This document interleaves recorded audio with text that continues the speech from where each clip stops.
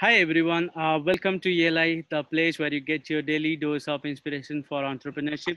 And today we have with us Mr. Tanuj Diwan, co-founder of Survey and Neurosensum. Tanuj has worked for 8 years with companies such as HCL, Accenture, and Mahindra Combiva before starting his own venture in 2018. Hi Tanuj, welcome to ELI. Hi, Priya.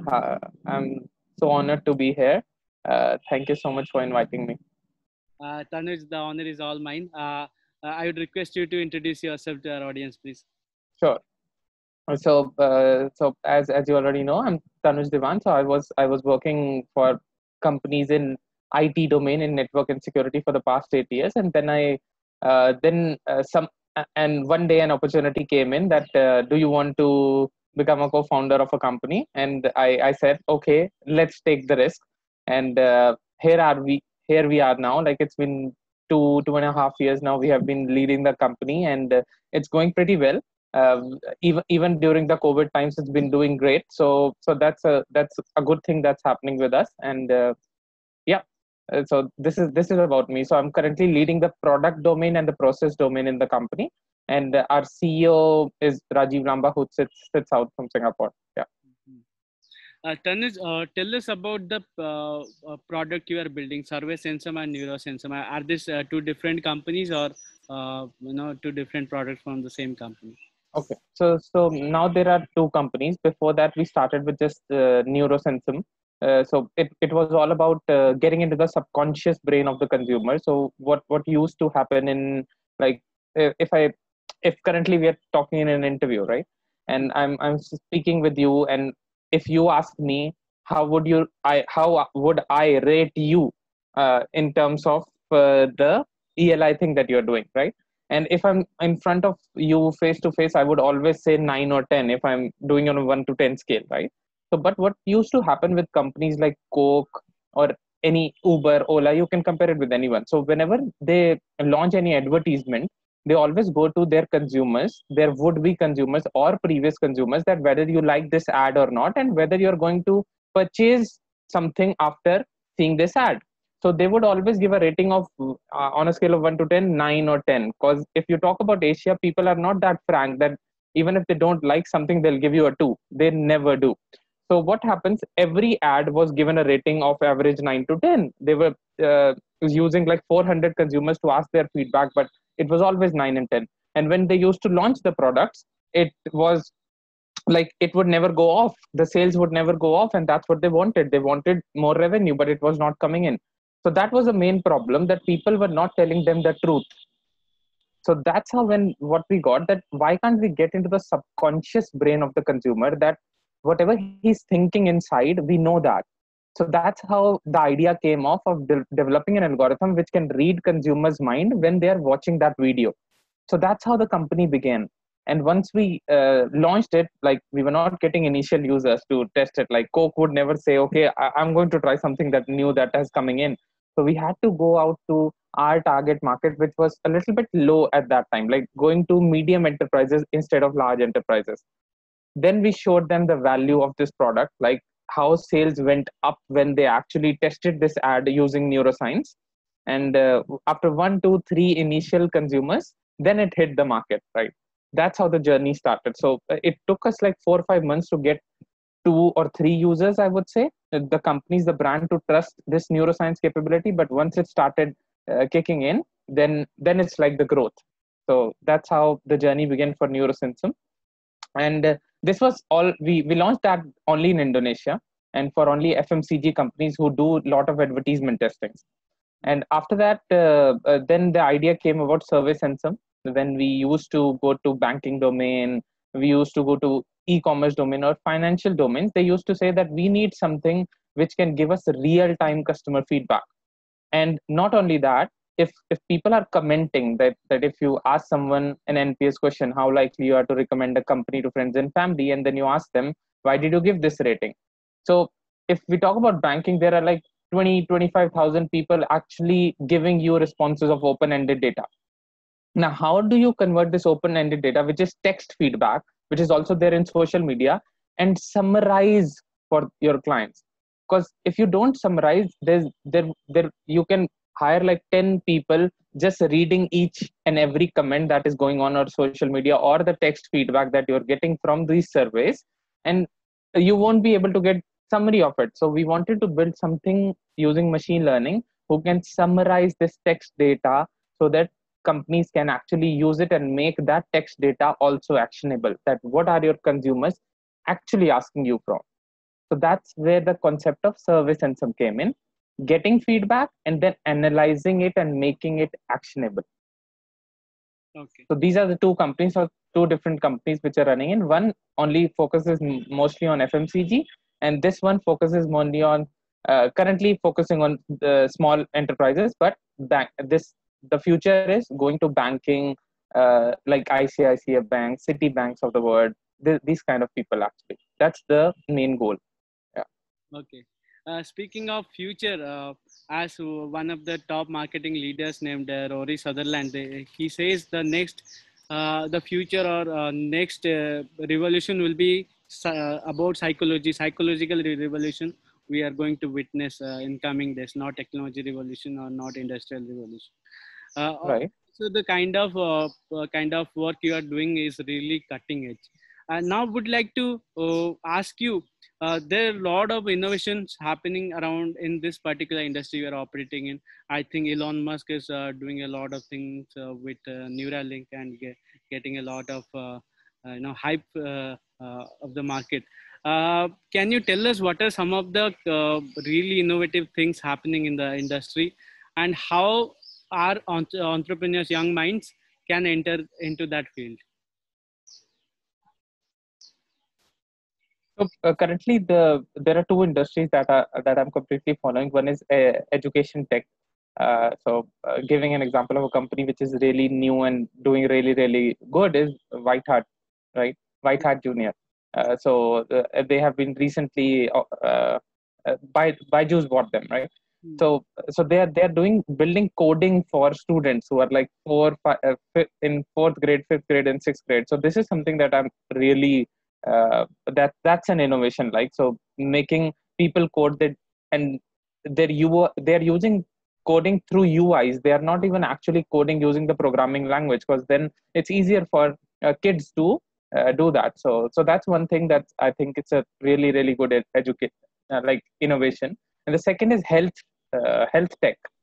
So health tech startups like uh, I'm mostly focusing on Indonesia. That's why I know there's a company called Hello Doc, and then there is something in India as well, like Practo, Credi Health. So people like these, they're going into like video consultations, because during the COVID, people were not able to reach out physically to the doctors, right? And they made it video consultations as a part of health, that you can stay at home and get the consulting and stuff, right?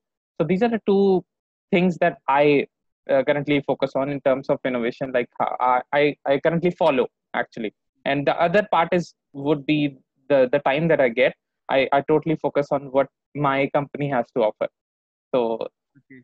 apart from these two, then the third focus definitely. I mean, the most focus goes on to what I can innovate as a company, which can help my users. Okay, I see. Okay, now coming back to the usual questions, I would like to ask, tell us a few of the experiences that you've went through in your initial days of entrepreneurship, like how you started, how you got your first customer, and how did you raise funds? Okay, so we'll start with how I raised funds, how we raised funds. Okay, so we actually we went to each and every family member there is.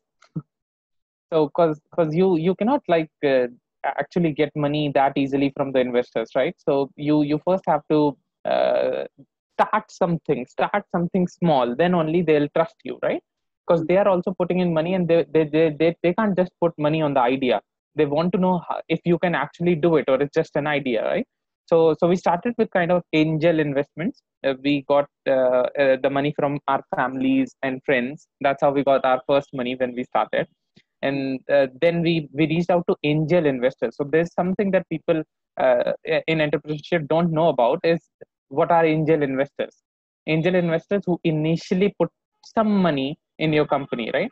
And so there is a company called Angin in Indonesia, because we were doing Indian, and there is something in Angel List or Angel India, something in India as well, where you can reach out to angel investor, and they'll give you money when you have some kind of product, a small product where you have couple of users using it or something, but they see a brilliant idea, they see a brilliant team that you have, and they'll put some money and take some shares from you.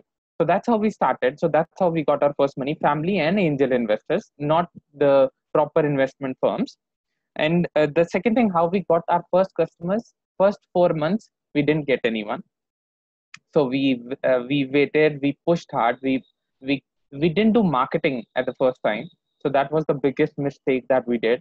If you don't do marketing, people won't know what your product can deliver to them, what value you can provide to them. So that's one thing that everyone, like most of the founders, miss, who actually the products fail because their product is super super awesome, but they didn't do any marketing to reach out to the potential users.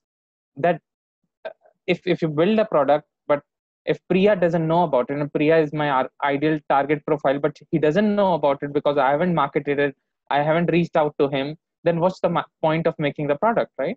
That if you're not reaching it to the audience. So that is one thing, that main part that I'll get to the people from this video call is, make sure you do marketing as well as you are making the product. So just not focus on product, focus on marketing as well. So that's how then we started doing some marketing, and only after that we got our initial users, and they validated it. They validated the idea. They didn't give us much money at that time because we were not looking for money, we were just looking for validating our idea. Then once it went well, then we did some more marketing about these people are using it. We created testimonials from the people who actually loved it, and that helped a lot. So so that's how it did. So first 4 months, no users because no marketing. We did some marketing. We got the idea validated. We got the first users, and then we built upon it. Okay. You said your co-founder reached out to you while starting this venture. Uh, Right. Before that, did you ever think of becoming an entrepreneur? If you had, then what are the things you had done to become an entrepreneur? So I started. Okay. So before that, before my co-founder reached out to me, so I started something. It's called Fit Kids. You'll see a Facebook group. So it was kind of like a social initiative, but I wanted to take this as a venture. So we four friends, we started together.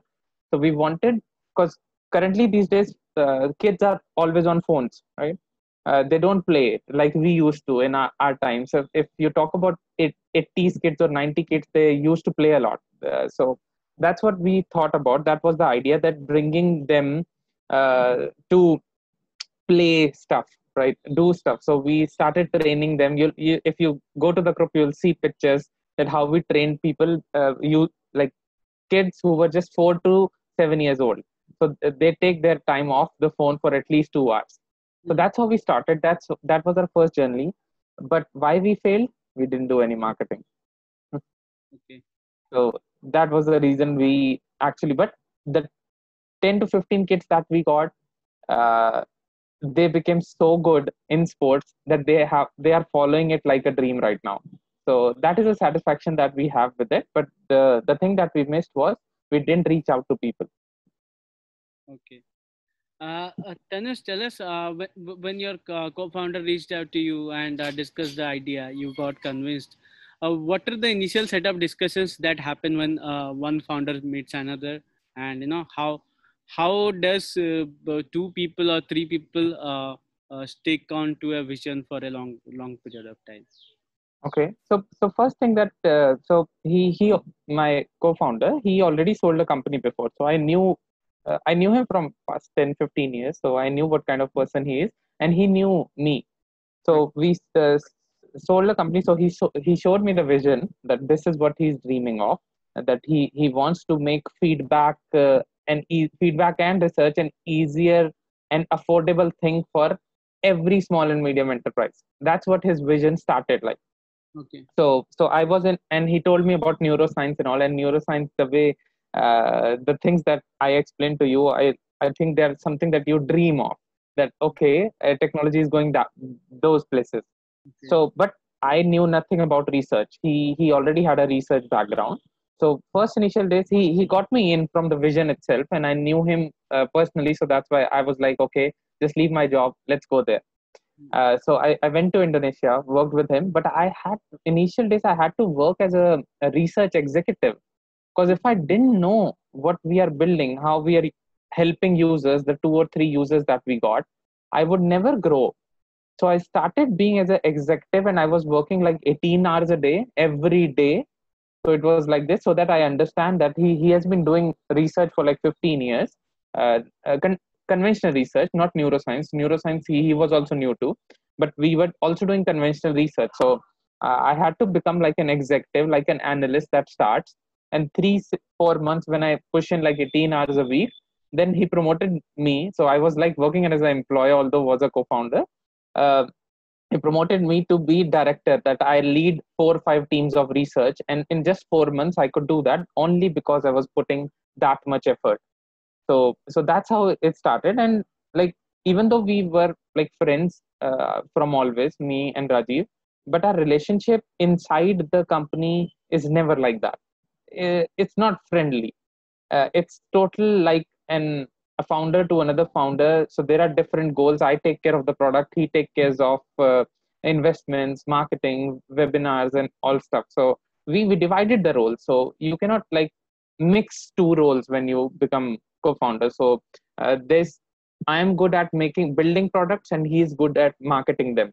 So we separated ourselves, that you will take care of this and I'll take care of this. So whenever you find the co-founders, you have to make sure that your goals are separate. They are never mixed. Otherwise, there's no good use of a co-founding team. Okay. Tanuj, here is my question to you. It's a bit deep into the field you are operating in. Sure. Neuroscience or psychology as a field, it started around 1900s when Sigmund Freud created a association of psychology and a school of thought. And since then, it has come a long way in terms of a healthcare field. But in marketing, we have not seen much of applications. Uh, Although there is a huge scope, and you are exploring just one of the areas in areas where psychology and marketing come together. I would like to Right. ask you, what are some of the other areas that are yet to be explored in the field of psychology that can be applied in marketing? Okay. So a good question. So one, like, if I talk about marketing, so the one is like, as I told you, the advertisement testing one, and there's another thing called uh, packaging testing. It's all about marketing, and it's all about FMCG. What I'm telling you, because I'm more into that domain. So like, whenever Coke launches some new pack, you see someday Ranbir Kapoor is coming on that packaging, and somehow the messaging is changing every day on that packaging, right? So what we also explored and currently also exploring is, uh, if you have to, when you are as a user, you're going to pick Coke over Pepsi or Thumbs Up or whatever, right? So if there's something new, we the teams have to, when why they make new packaging, these companies, that you get attracted to those packs, right? And if you have Coke, Thumbs Up, and Pepsi in a single shelf there in a fridge, uh, and you go there, sometimes you won't even know, Priya, why you are buying Thumbs Up over Coke, unless you are a particular user of that only. Sometimes you don't even know why you pick something when you're going. So let's, when you go shopping and you go to a more or 24/7, you'll see yourself buying stuff that you were not even there to buy. Hmm. That happens a lot. Like, that happens with everyone, right? Hmm. We want to get just a Amul butter, but we kept on buying chocolates or something like that whenever we go out, right? So this packaging testing is also one thing. So, but the problem is, in 24/7, they won't allow you to easily do research, right? That which people are picking which packs. You cannot do that. So what developed, we developed a virtual reality solution. So Hmm. it has a whole 24/7 thing inside that virtual environment. So you're just wearing your tracking glasses, and you're going in, and we tell the users, okay, you have to buy something from the shelf. Hmm. So then we see that what are they actually buying, and what are their eyes getting attracted towards, and what they pick from that shelf. So Okay. that's a kind of something, because it's really difficult to get 24/7 to allow you to do research. So we created a virtual reality environment for that. And I think it's the same thing happened because in US as well, people do a lot of they paint their homes by themselves, right? And you will see that these VR solutions are there in US as well, where they teach you how to paint. So that is also something that we explored, and it worked really well. So so this is like most about this marketing only in this stuff. So getting into the subconscious brain, that why you buy whenever while you were not even there to buy this stuff. And you'll, even after this interview, if you notice this, when you go to 24/7, you'll note yourself that okay, why I'm buying this. If you just ask yourself why I'm buying this, you sometimes you won't even know the answer, because that is your subconscious taking that place. So Exactly. that is where we want to get into. And I Hmm. think there's huge scope in this, huge scope. Yeah. Hmm. So true. Yeah. Anyway, let's get back to the regular questions. I'd Sure. like to ask you, what is your vision with Neurosensum and Servicensum? You and your co-founder, where do you envision yourself to reach in another 10 years time, 20 years time? So our vision, our product vision is making every feedback from customers or employee actionable for the companies. That's our mission. That's our vision. We want to make sure that in one platform, user comes in, they get their all feedback collated, like a chatbot conversation, even if it's a social media conversation, even if it's a survey feedback. Hmm. You get everything in one platform. You make customer centric decisions from one platform only.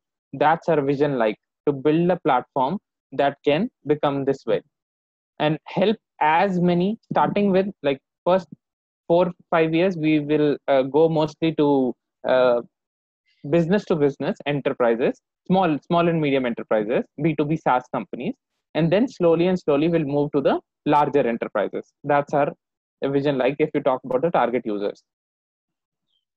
Okay. Tanush, tell us some of the challenges you have faced along the way while building and growing these ventures. Okay, so in terms of neurosensum, we faced different challenges because neuroscience was a new domain. So our challenge was to get people educated, to get them educated that how neuroscience works, how it is helpful. So we had to do a lot of webinars and stuff to educate people. And now most of the companies in Indonesia know what neurosensum is and what they are. Their technology is totally different from normal conventional research. So challenge was their education.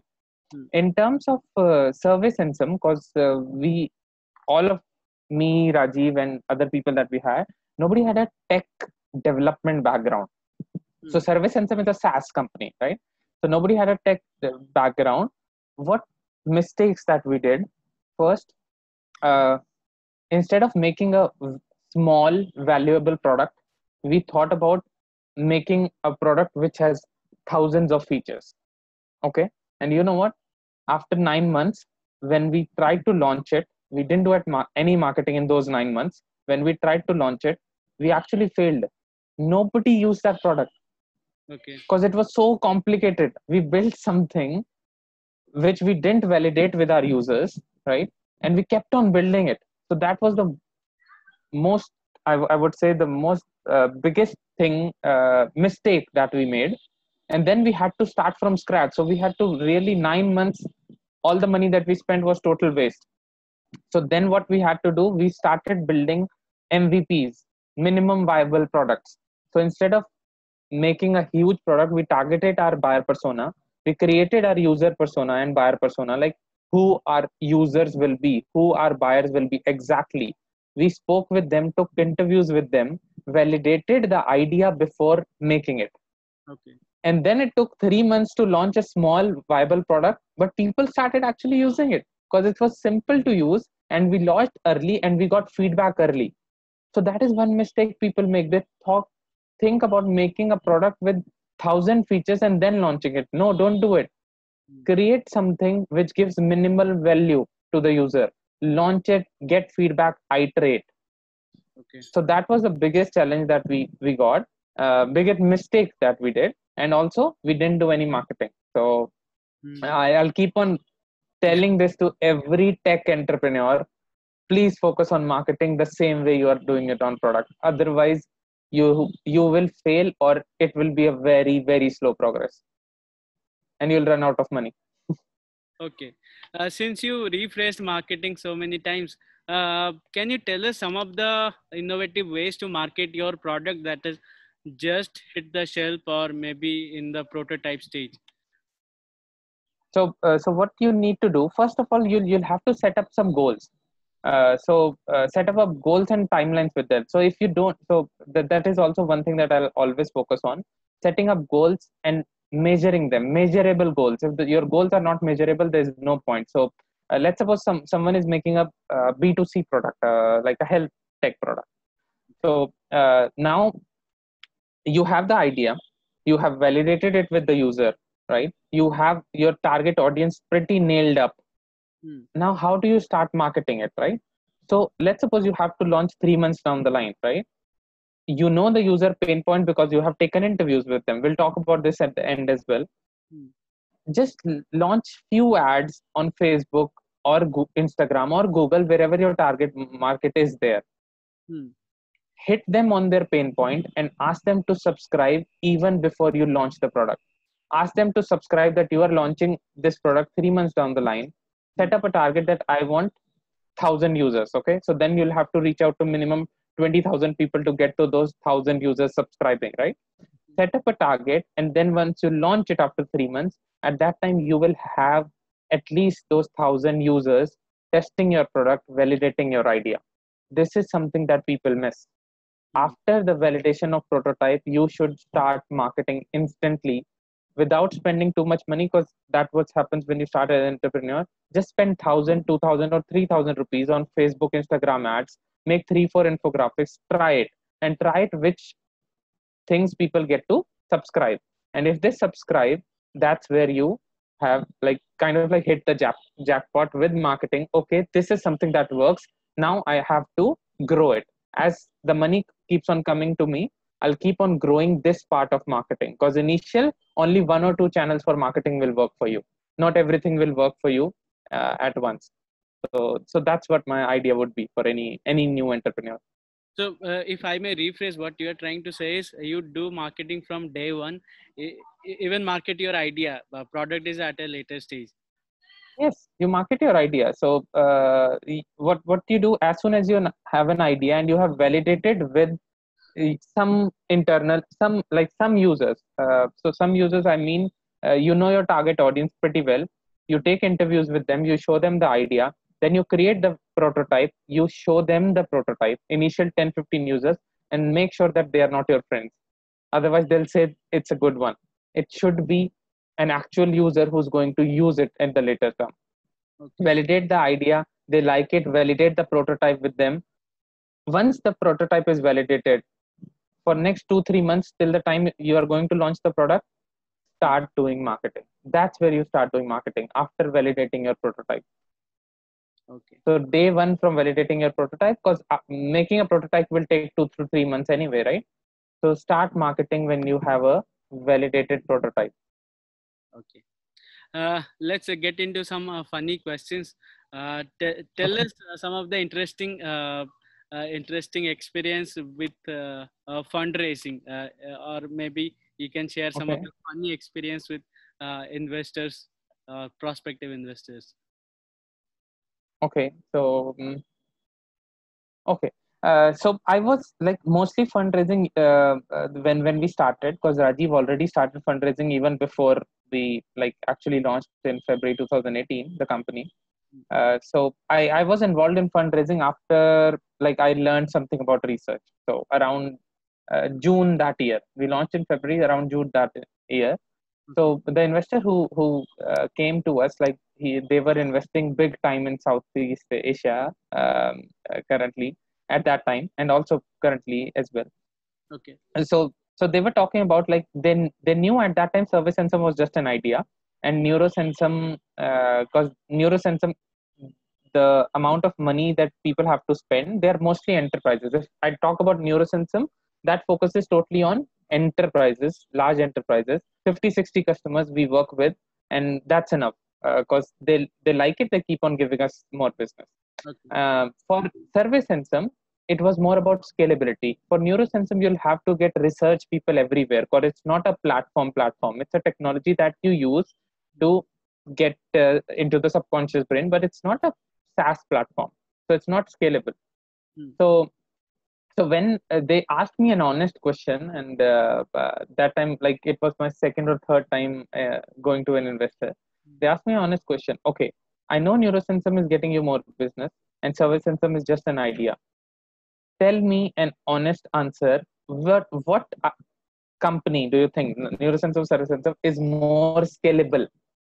So investors always want to know what is more scalable, right?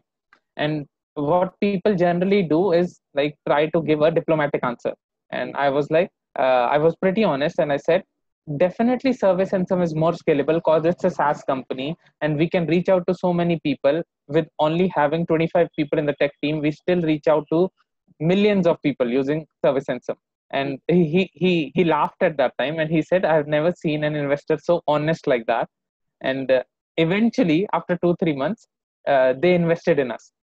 So that was a funny story. And then there are so many different stories where investors rejected us, but I think that's a part of the process. So if you go to 200 investors, of the rejection experiences. So if we talk about rejection experiences, like, it happens with everyone. So once you start, you have a crappy presentation. Once you first start, you go there, you're not even able to explain them in quick words what your company does. So they keep on asking, okay, explain to me in 30 seconds what your company does, and I was not able to. And it happened a lot of time, and they actually rejected us. So you have to make sure that you are able to explain to them in 30 seconds what your company does. So currently I can do it in 10 seconds, but at that time I was not able to do it in even 30 seconds. So got rejection. So I would say to any new entrepreneur, you'll get 95 rejections out of 100, but don't worry about that. Those rejections will make you will help you make your presentation in that way that you can get to those 5 investors who are actually going to invest in you. So rejection is a really, really good thing that happens here. Okay. Diving deep into it, my experience with founders, what I have found it is in US and Western markets, and in India and Eastern markets, there is a core difference in investor fraternity. In US, Right. investors will look at the uniqueness of the product or the offering you have. But in India or in Eastern markets, they'll look at the similarity or the validation of the idea you are pitching in. For example, if you are building another Ola or another Oyo, investors would be more interested in India. But in US, they'll be not interested because the product is already done and dusted. So any experience or any thought on that? Would you like to I comment? think mm, there's a difference. So what I have not found this to be true, actually. Like, it didn't happen with me, but maybe it might have happened with some founders. So I don't know about that. So what usually happens here, if we talk about in the Southeast Asia, uh, investors are looking for more of user acquisitions. Okay. User acquisition in the sense, because if we talk about India, Indonesia, or Southeast Asia, there are lots and lots of people here, right? They won't give you much money, but they give you user acquisition. So here, whenever we talk to investors, there are some investors who are interested in Southeast Asia only because of the level of growth that you can get here, because there are so many people here. Okay, and in terms of US, they are looking for not just acquisition. they're also looking for how much money you can make. So that's the one difference that we found. One is in India, Indonesia, there always will be about user acquisition. If you have more users who are paid users, even though they're paying you very, very less, and your cost of acquisition is more, but there are users, active users of your brand, then they'll be more happy in investing in you. And if we talk about US, they'll be more happy when you can actually make money as well, not just active users. So there's one difference that I found, but I think other founders in different domains might have found something which you are telling us about. Okay. But it didn't happen with us. Yeah. Okay. Tanuj, tell us some of the interesting lessons you have learned as an entrepreneur. You interesting lessons. Okay, if you don't have a habit of reading, or if you don't have a habit of listening to podcasts or something, you'll there is very like only 1% chance that you'll actually succeed. Okay. People don't actually read or listen to podcasts. This is something, if people are sharing their experiences with you, please take those experiences and learn, and just keep on learning. So for me and for Rajiv and for every other founding team that we have, we read minimum 3 to 4 books in a month, mostly about the journey that we are in. So let's suppose I want to make a brilliant product, and I would read product books, 3 or 4 product books about the journey that I'm currently, or the challenge that I'm currently facing, that getting to product onboarding, user acquisition. So it depends on what is the actual goal of the company at that time. Like for now, for Service Income, our goal is mostly user acquisition. So we're not focusing that much on revenue. So our goal is clearly set that currently we have to make active users of the product. And after 1 or 2 years, we'll focus more on revenue when we are in like a total growth boom stage. So the lessons are: make sure whatever you are building, build it for the user. Don't think about, oh, this feature is going to give you that if the user has not validated it, don't build it. Number one. Second, start marketing from day one. So I'll keep on saying this, and these are the most important things, or more important lessons that we learned.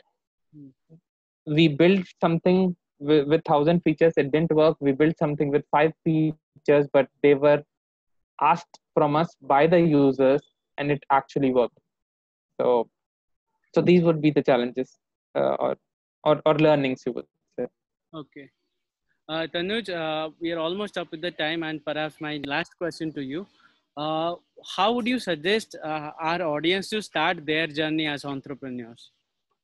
Okay, so just give me a moment. Can I share my screen? Sure. Yeah, please go on. Just give me a minute. I'm actually more of a Google Meet guy, so can you enable it? Currently, I cannot. It says host has disabled screen sharing. One moment.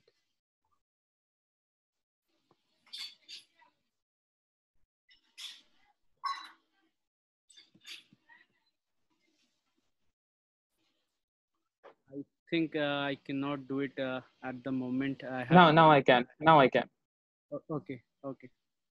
So I created a checklist. I think this will help people.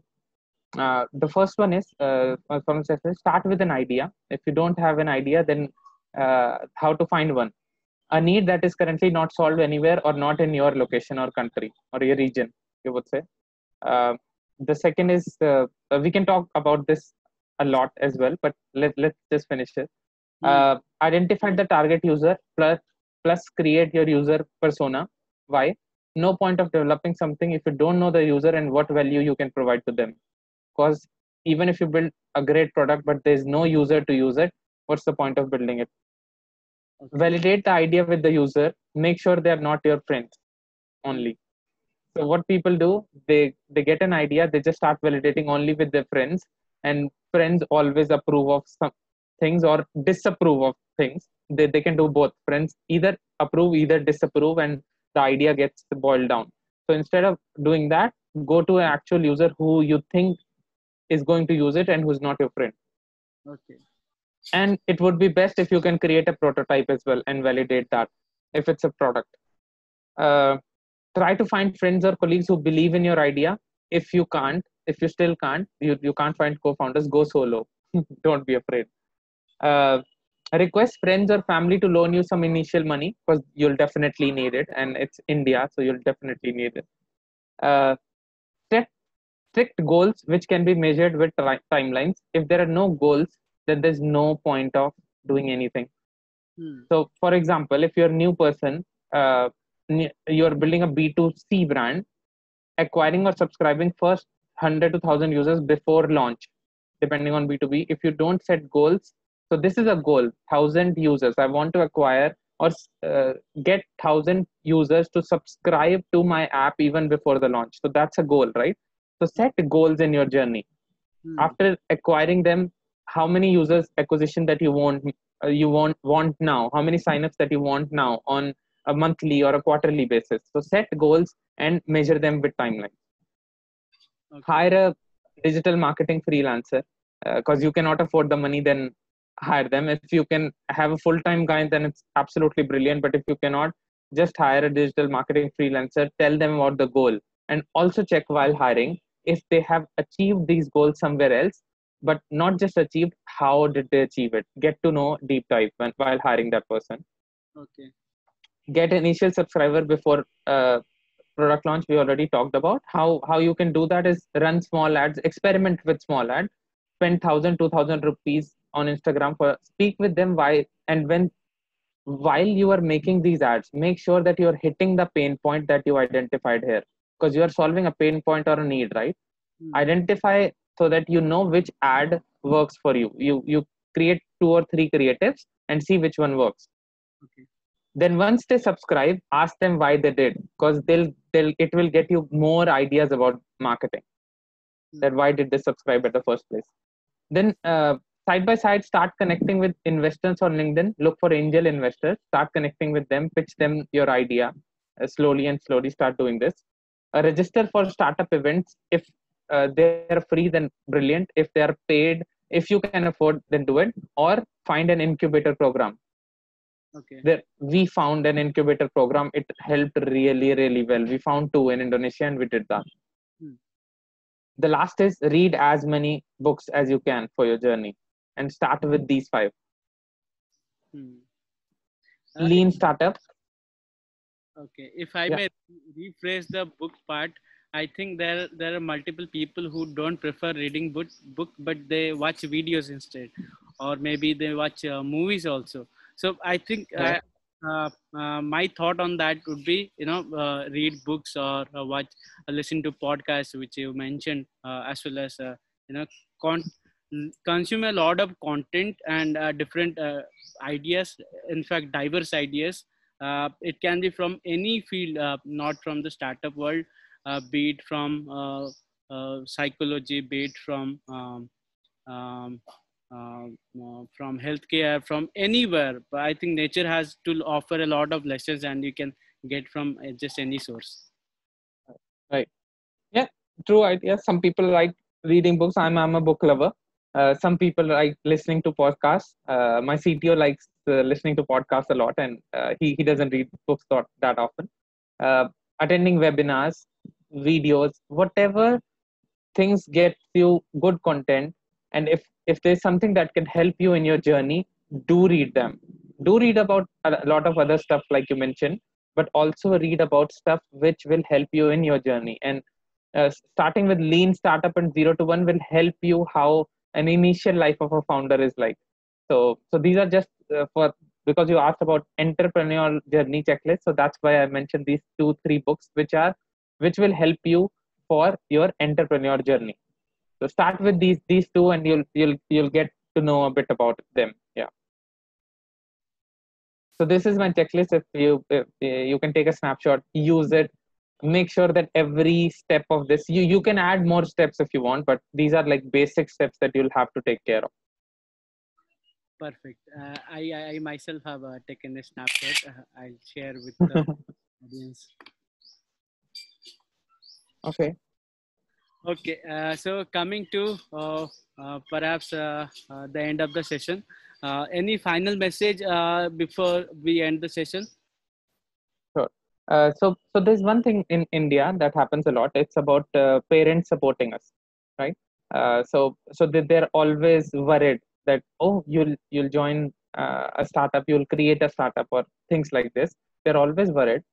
Make sure when you are in college or if you are working right now, be that good at one thing that, like, let's suppose you're really good at coding, you're really good at marketing, so that when you join a startup or when you want to make your own startup, your parents trust you that you are really good at this skill, and if it doesn't work out for 1 year or 2 years, you can eventually anytime come back and get a really good job from that skill that you have learned over the past. In college, focus on coding if you want to, focus on marketing if you want to, focus on finance if you want to, whatever. Just become so good at one skill that will help in your startup journey as well. And also, if somehow your startup doesn't work somehow, then you always have an option to go back, so your parents trust you. In US, it's not like that. Your parents totally trust you, right? They want you to take risks, but in India, this is a problem. So for that, make sure you are really good at one skill, so that your parents trust you when you start. And the second thing I would say, if you want to become an entrepreneur, if you're in college, do an internship only in a startup which has 25 to 30 people. If you are already 6-7 years experience, go join a startup today.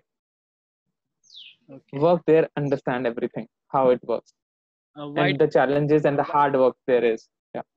Okay, why 25 to 30 people? Because they are in the state. You want to become an entrepreneur, you'll have to start. You cannot join a company which has 200 people and then learn.